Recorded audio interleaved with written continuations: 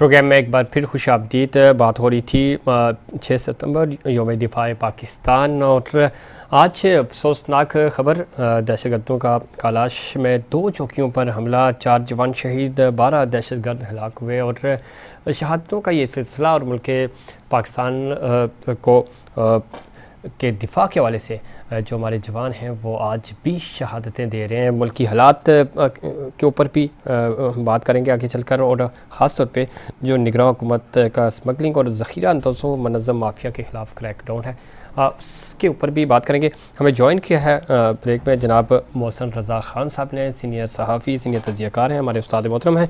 मोहसिन रज़ा ख़ान साहब, खुश आमदीद कहते हैं आपको प्रोग्राम में। शुक्रिया।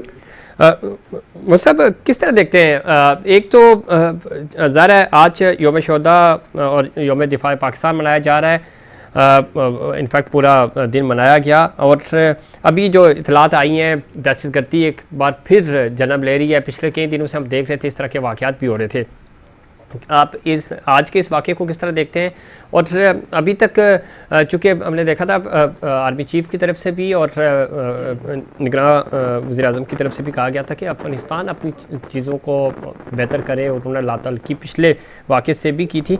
तो मामला ख़राब कहाँ हो रहे हैं? आप इस रीजन को भी समझते हैं, इश्यूज़ कहाँ आ रहे हैं कि इस तरह के वाक़यात फिर जन्म ले रहे हैं?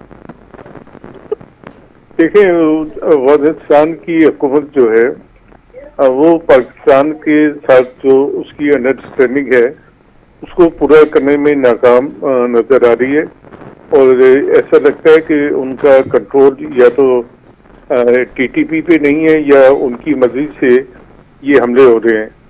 तो ये पाकिस्तान के लिए एक बहुत तशवीश की बात है, और आलमी ताकतें भी चाहते हैं कि पाकिस्तान को किसी तरीके से अफगानिस्तान या किसी भी महाज पे एंगेज किया जाए। तो पाकिस्तान के अंदरूनी हालात और ये जो पाकिस्तान की अफगान बॉर्डर पे सूरत हाल है, इससे लगता है कि जो तशरीफकार हैं और दहशतगर्द हैं, इन्हें किसी तीसरे मुल्क की हिमायत और सपोर्ट और माली मदद हासिल है, और उसकी वजह से वो पाकिस्तान के साथ ताल्लुकात अफगानिस्तान की तरफ से हमले कर रहे हैं, जबकि वो अफगानिस्तान की हुकूमत में इतनी अहलियत नहीं है, न ही वो जो है टीटीपी को ऐसे हमलों से रोकने के लिए आमादा नजर आ रही है। तो ये जो हालात खराब होंगे फिर डेफिनेटली पाकिस्तान इस पर रिएक्ट करेगा। हालात ख़राब हो गया, ज़रा पाकिस्तान इस पर रिएक्ट भी करेगा और करना भी चाहिए। बड़ा आर्मी चीफ साहब ने पिछले दिनों बयान भी दिया था इसके ऊपर। वो सब लाइन पर रहिएगा, पॉइंट ऑफ व्यू शामिल करते हैं ब्रिगेडियर साहब का भी। सर, किस तरह देखते हैं? चीफ साहब ने पिछली दफ़ा इस बात पे ज़ोर भी दिया था, ख़ासतौर पे अफ़गानिस्तान वाले मामले पे। अब हम देख रहे हैं कि ये चीज़ें हो रही हैं। मोहसिन रज़ा ख़ान साहब भी यही कह रहे हैं कि अफ़गानिस्तान की जो हुकूमत है, तालिबान के वो जो टीटीपी है ख़ास तौर के ऊपर, उनके ऊपर कंट्रोल उनका नज़र नहीं आ रहा, या फिर उनकी मर्ज़ी शामिल है, या भारत या कोई दूसरा मुल्क जो है वो एक्टिविटी करा रहा है इस तरह की। देखिए, इसमें कोई शक नहीं है, अफ़गानिस्तान की जो इस वक्त बुरी गवर्नमेंट है तालिबान की, उनकी rate of the government complete Afghanistan पे नहीं है। अब भी उनके मुख्तलिफ जो अजला हैं और प्रोविंसेस हैं, वहाँ पे war lords, different war lords हैं, वो अपनी अपनी हुकूमत कायम किए हुए हैं, और जो मेन काबुल में बैठी गवर्नमेंट है उसको नहीं सुन रहे हैं। इसकी एक वाज़ेह मिसाल काबुल के अंदर मौजूद जो डिफरेंट जो महलात थे जो कि पुरानी रजीम के पास थे, वो उसमें मुख्तलिफ वार लॉर्ड्स बैठे हुए और सबकी अपनी अपनी एक अप्रोच है, मुख्तलिफ आइडियोलॉजीज़ को साथ लेके चल रहे हैं। तालिबान जो अफ़गानिस्तान के हैं वो उनको अपने मेन धारे में काबुल में तो शायद रखने में किसी हद तक कामयाब हैं, लेकिन जो ऊपर अगर नॉर्थ की तरफ जाएँ या ईस्ट की तरफ जाएँ अफ़गानिस्तान के ना, तो वहाँ पे उनकी रेट मौजूद नहीं है। अब जो आज हालिया हमला हुआ है 6 सितंबर वाले दिन सुबह के टाइम पर, तो 2 चेक पोस्टों के ऊपर चलास में अटैक हुआ जो कि अफ़गानिस्तान के बॉर्डर के साथ है। अब अफ़गानिस्तान के अंदर आप देखें तो नूरिस्तान एक उनका जो ज़िला है, और उसके साथ जो कुन्नड़ का जो है वहाँ पे कंसंट्रेशन तालिबान की देखी जा रही थी, लेकिन उसका इंतबाह भी किया गया अफगान बुरी गवर्नमेंट को कि यहाँ पे कुछ कंसंट्रेशन है और ये कोई इस तरह की हरकत ना करें, लेकिन बताने के बावजूद उन्होंने उस तरह का एक्शन नहीं किया, जो कि वाज़ेह सबूत है कि इनकी शायद वहाँ पे उस तरह से रेट इस्टेब्लिश नहीं है। तो आज सुबह हमला ज़रूर हुआ जिन्हें हमारे रेजिलिएंट जवानों ने रोका, और रोकने के साथ उन्होंने हमें 4 शहादतें ज़रूर ली हैं, लेकिन उनके हमने 12 से 15 जो है लोग उनके जन्म हासिल किए हैं और इतनी तादाद में उनके शदीद ज़ख्मी हुए। अच्छा, एक चीज़ बड़ी इंपॉर्टेंट है, जो इस तरह के वाक़यात ज़रा हम देखते हैं जब प्रेशर बिल्ड होता है उनके ऊपर तो वो पैनिक कर जाते हैं और फिर इस तरह की हैपनिंग्स होती हैं। आप इस चीज़ को नज़रअंदाज नहीं कर सकते कि 2 दिन पहले जो आर्मी चीफ़ की बिज़नेस कम्युनिटी से भी मुलाकात हुई, फिर निगरान वज़ीर-ए-आज़म ने भी इस चीज़ के ऊपर ज़ोर दिया कि जो स्मगलिंग है ख़ास तौर पे और जो ज़हीरा अंदोज़ी हो रही है इन 2 सूबों में ख़ास तौर पे और ओवरऑल पूरे मुल्क में ही, उसके ऊपर बड़ा ज़ोर दिया गया। ईरान का पूरा बॉर्डर आप उसको समझते हैं, और फिर ख़ास तौर पे जब हम चमन बॉर्डर की बात करते हैं, अफ़गानिस्तान की पूरी सूरत हाल है, तो ज़ाहिर है एक माफियाज़ का प्रेशर भी है। तो आप समझते हैं कि ये एलिमेंट भी हो सकता है कि चूँकि आलमी ताकतें भी नहीं चाह रही कि पाकिस्तान किसी तरह बेहतरी की तरफ जा सके? जी बिल्कुल, आप ठीक कह रहे हैं। देखें, एक तो मैंने आपसे कहा कि उनके रेट नहीं है, तो शायद इसलिए उन्होंने हमला किया, जो कि उसमें हकीकत भी है। और पाकिस्तानी गवर्नमेंट पॉलिटिकल और मिलिट्री लीडरशिप जो है, अब इसको जो भी रिक्वायर्ड फोरम्स उनके ऊपर उठाएगी भी, और यूनाइटेड नेशन के स्टैट्यूट के मुताबिक अपना सेल्फ डिफेंस का राइट भी रखती है, और हम हॉट परसूट के पीछे जाएंगे अगर हमारी पॉलिटिकल या जो डेवलपमेंट के एफर्ट्स हैं उसमें कामयाबी नहीं होती। लेकिन दूसरा जो आपने बात की कि जब आपने सख्ती करनी शुरू की है चीफ आर्मी स्टाफ ने कि अब हम किसी किस्म की ज़ख़ीराअंदोज़ी नहीं होने देंगे, आप यहाँ से स्मगलिंग नहीं होने देंगे, और जितना आपका फॉरेन एक्सचेकर या फॉरेन करेंसी है जो बॉर्डर क्रॉस करके अफगानिस्तान या ईरान में जा रही है, और या वहाँ से पेट्रोल ईरान से आ रहा है, अगर सख्ती आप करेंगे तो ये तमाम माफियाज़ हैं। इन माफियाज़ के वो किसी को भी हायर कर सकते हैं, ये क्योंकि मिशनरीज के तौर पे ये तालिबान जो हमारे टीटीपी खास तौर पे तो पैसे के लिए लड़ते हैं ये लोग। तो मुझे लगता है कि एक स्ट्रिंग ज़रूर अटैच होगी कि शायद उन्होंने कोई पैसा लगाया हो, क्योंकि ये पहले पैसे इंडिया से ले रहे थे। अब वो रज़ा साहब भी कहते हैं कि शायद कोई तीसरा मुल्क इन्वॉल्व है, इसमें कोई शक नहीं है। इंडिया के अलावा कौन सा वो तीसरा मुल्क है जो पाकिस्तान को डिस्टेबलाइज करना चाहेगा? इसमें जिस तरह मौसम साहब हम कोशिश करें, ज़रा उनसे रब्ता हमारा मुनक़ता हो गया कि उनका पॉइंट ऑफ व्यू भी शामिल करते हैं। लेकिन एक चीज़ तो बड़ी इंपॉर्टेंट है, हमने पिछले दिनों पूरा नेटवर्क तोड़ा, इंडिया का वो नेटवर्क जो ईरान में बैठ के काम कर रहा था, और जो उनके कुलभूषण यादव को आपने गिरफ़्तार किया, उसके और पूरा नेटवर्क ख़त्म किया। आपको लगता है कि अभी भी चूँकि ईरान थोड़ा सा ताल्लुकात भी हमारे बेहतर हुए थे, चीज़ें बेहतर हुई, अफ़गानिस्तान में इंडिया का उस तरह का इन्फ्लुएंस नहीं था, लेकिन अब आहिस्ता आहिस्ता उसने दोबारा से चीज़ें सेटल डाउन की हैं, तो आपको लगता है कि वाकई में इसके पीछे पूरा जो इंडियन लॉबी है वही या ईरानी लॉबी भी हो सकती है वाया इंडिया? किसी हद तक ज़रूर। ईरान से भी हमें हमेशा कोई खैरी खबर नहीं मिली है, वहाँ पे भी उनके इंटरेस्ट हैं, और जैसे बलूचिस्तान के ऊपर वो कुछ क्लेम भी किसी माजी में करते रहे, तो ज़रूर एक एलिमेंट वो भी हो सकता है। क्योंकि जो ईरानी तेल है सबसे बड़ा इशू, तो चूँकि इसके ऊपर पाबंदी का फैसला किया गया तो रिएक्शन बिल्कुल आ सकता है। आप ईरान का जो अंदर उनका माफिया जो स्मगलिंग करके तेल को पाकिस्तान में पहुँचाता है, उनकी तरफ से ये फाइनेंसिंग या फंडिंग हो सकती है। और इंडिया के मुताल्लिक जो उनके नेशनल सिक्योरिटी एडवाइज़र हैं अजीत डोवल साहब, वो खुद अपने मुख्तलिफ सेमिनार्स में कहते हैं कि हम बलूचिस्तान में और फाटा अर्सफाइल में और KPK में हम इस तरह के दहशतगर्दी के हमले हम करवाएंगे और पाकिस्तान को यहाँ पे स्टेबल नहीं होने देंगे, जो खुद अपने मुंह से कह रहे हैं। तो इसमें शक की गुंजाइश कौन सी रह जाती है? तो एक ज़रूर एलिमेंट है कि माफिया जिसके ऊपर अभी सख्त हाथ डाला जाना था, और चीफ आर्मी स्टाफ ने इसके ऊपर कुछ एक्शन भी जो आर्मी की जो हमारे टेंटिकल्स हैं उन्होंने लेना शुरू कर दिए थे, तो वो जो माफियाज़ हैं उन्होंने कुछ फंडिंग की होगी और ये इस तरह के अटैक आप एक्सपेक्ट करें। लेकिन पाकिस्तानी आर्मी को चूँकि अच्छी तरह अंदाज़ा था कि इसके रिटेलिएशन में कुछ हो सकता है, तो हम तैयार ज़रूर थे, और इसीलिए एक इतना बड़ा मेजर अटैक उन 2 पोस्टों ने बर्दाश्त किया और कम से कम कैजुअल्टीज लिए। जब जंग होती है और उनके तमाम बंदों को जहन्नुम हासिल किया। जी बिल्कुल ऐसे, ये बड़ी इंपॉर्टेंट है। अच्छा, साथ ही साथ अगर हम बात करें मौजूदा एक तो निगरान सेटअप है, ज़ाहिर है अभी इलेक्शंस भी होंगे, कब होंगे ये तो एक ज़ाहिर है इलेक्शन कमीशन ने फैसला करना है, लेकिन फूड सिक्योरिटी हम आपके साथ हमेशा हम इसके ऊपर बात भी करते हैं, बड़ा चैलेंज है इस वक्त। एग्रीकल्चर के ऊपर बातचीत की जा रही है, चीफ़ ने जो बिज़नेस कम्युनिटी से मुलाकात की उसके अंदर भी ये चीज़ डिस्कस हुई। आप समझते हैं कि नए वेन्यूज़ खोले जाएँ, ऑप्शंस हों, क्योंकि कर्जा हम जितना मर्जी लेते रहें या सऊदीया सपोर्ट करता रहे, UAE सपोर्ट करे, टर्की सपोर्ट करे, दोस्त ममालिक सपोर्ट तो करेंगे, किस हद तक सपोर्ट करेंगे? हमने तो कर्ज़ा वापस करना है IMF को, प्रोडक्शन अगर हमारी नहीं होगी तो हम कर्ज़े पे कर्ज़ा लेते रहेंगे। तो आप समझते हैं कि जो एक कॉर्पोरेट फार्मिंग की तरफ एग्रीकल्चर लैंड्स और वो लैंड्स जो बिल्कुल बंजर पड़ी हुई थी उनको अब यूटिलाइज़ करने का फैसला किया गया है, बाहर से कुछ इन्वेस्टमेंट्स भी आ रही हैं, तो ये कितना हौसला अफजा होगा और हमारे आवाम के लिए एक तकलीफ़ या सुख की खबर होगी कि कम से कम ये वो सेक्टर्स हैं जहाँ से अब हम बेहतरी की उम्मीद रख सकते हैं। बिल्कुल ऐसी है। देखें, पाकिस्तान आर्म फोर्सेस जो हैं ये वाहिद, मैं तो कहता हूँ, एक ऐसा इदारा है जिसके ऊपर ना सिर्फ डोमेस्टिकली लोकल लेवल पे लोगों को एतमाद है, बल्कि इंटरनेशनली भी लोग इस पर ट्रस्ट करते हैं, बिकॉज हम डिसिप्लिन हैं, हम परफॉर्मर्स हैं, हम ऑब्जेक्टिव फोकस रह के अपना काम पूरा करते हैं। तो जैसे फैटफ का जब मसला चल रहा था तो कुछ पॉलिटिकल ऐसी कोई स्ट्रिंग्स अटैच हो गई थी जिसमें कि हमें यह खतरा पड़ गया था कि शायद हम ग्रे लिस्ट से ब्लैक लिस्ट में चले जाएं।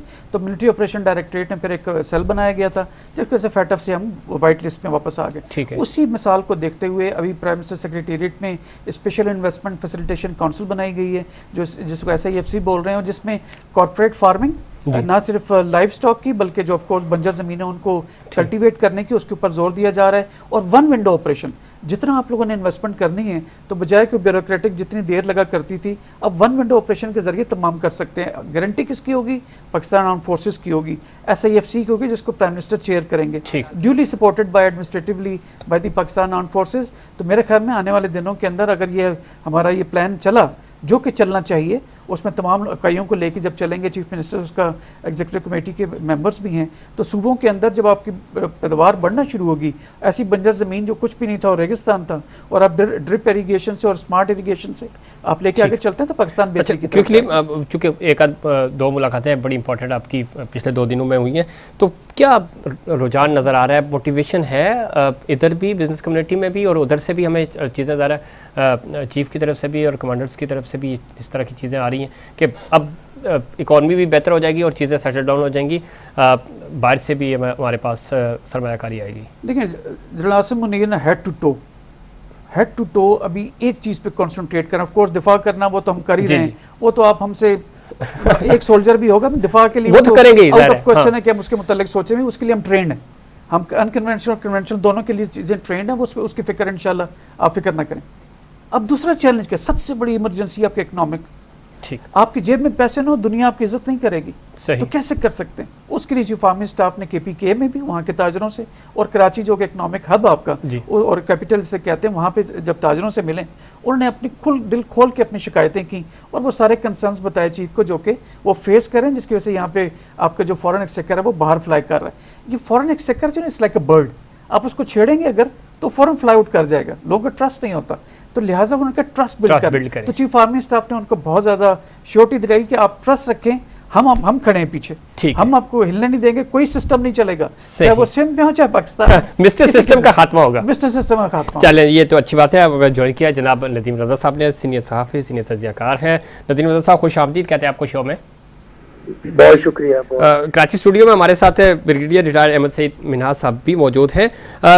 नदीम रज़ा साहब, किस तरह देखते हैं, चूँकि यौम शुहदाए पाकिस्तान और यौम दिफा पे हम बात कर चुके हैं, आज अफसोसनाक वाक़या भी हुआ, हमारे जवान जो हैं 4 जवान शहीद हुए, कितना इम्पॉर्टेंट है, चूँकि पिछले 2-3 दिनों से बार बार निगरान हुकूमत भी और ख़ास तौर पे आर्मी चीफ साहब इस चीज़ पे ज़ोर दे रहे हैं कि स्मगलिंग, ज़हीरा दोज़ी और मुनज़्ज़म माफिया जो है इसको बेलगाम नहीं छोड़ा जाएगा, क्रैकडाउन होगा, हो भी रहा है।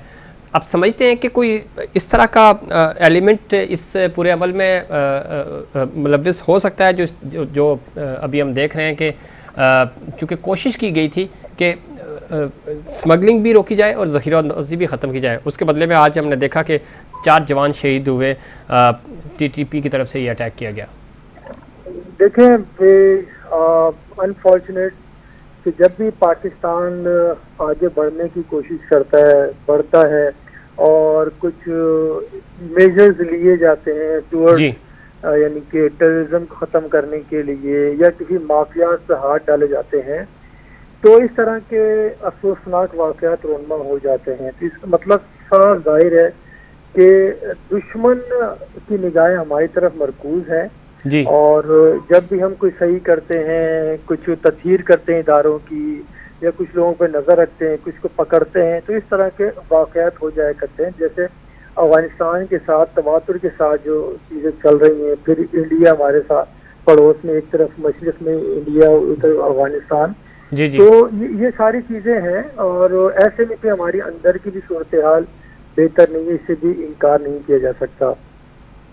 तो ऐसे माहौल में हमें दानिशमंदी का मुजाहरा करना पड़ेगा, और बात यह कि कहीं से तो किसी भी चीज़ का आगाज़ हमें करना होगा, और उसी सूरत में पाकिस्तान का सर्वाइवल है और हमें ठीक। आगे तो नदीम रज़ा साहब, ये आप बिल्कुल दुरुस्त निशानदेही कर रहे हैं, लेकिन जो हमारा अपना माफिया है जो इससे मुल्क पाकिस्तान में बैठा हुआ है, ज़रा अभी बड़ी लोगों को परेशानी हो रही है कि जी ईरान से जो डीजल आ रहा है, पेट्रोल आ रहा है, वो चूँकि आप जानते हैं इधर कराची में बिक रहा है, तो जो यहाँ माफिया बैठी है, शुगर माफिया हो, ये सारे लोग भी तो हैं, इनके गिर्द भी तो शिकंजा जो है वो कसा जा रहा है, जिसकी वजह से ये भी तो खुश नहीं है कि इस तरह के फैसले हों। सिस्टम जिस तरह भी ब्रिगेडियर साहब भी कह रहे थे, सिंध में आप सिंध को भी अच्छे तरीके से जानते हैं कि यहाँ भी मिस्टर सिस्टम काम करता है, तो इनके खिलाफ भी तो क्रैकडाउन होगा। तो ये भी कि आलमी ताकतों के इशारों के ऊपर ही एक्टिविटीज़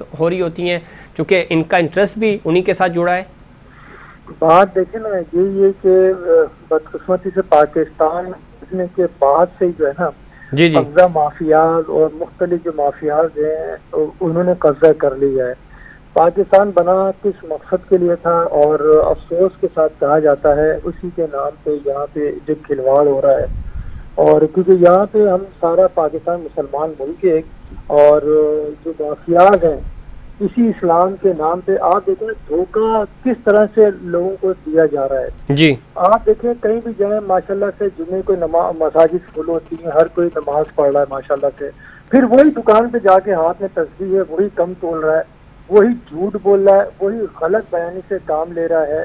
तो ये क्या चीज़ है माफियात। आप फिर एक और पीछे जाएं, आप इमरान खान के दौर में जाएं, चीनी माफियात के खिलाफ क्रैकडाउन हुआ, पता चला कि भाई ये माफियात मुलविस है, उनके अपने लोग भी थे, तो उसमें बड़ी चैनगोइयों के पाकिस्तान चीन पे लोग बड़े लोगों पे हाथ डाल दिए। उस वक्त मैंने टीवी पे कहा था असल बात तो ये है कि अभी ये माफियात को यानी कि पॉइंट आउट किया है, उसके सारे सबूत आ गए, सब बात बनेगी जब उनको सजाएं दी जाएंगी। कुछ नहीं हुआ, कुछ नहीं हुआ उनको। फिर इसी तरह से गंदम माफिया के हुआ तो दौर में भी तब भी कुछ नहीं हुआ।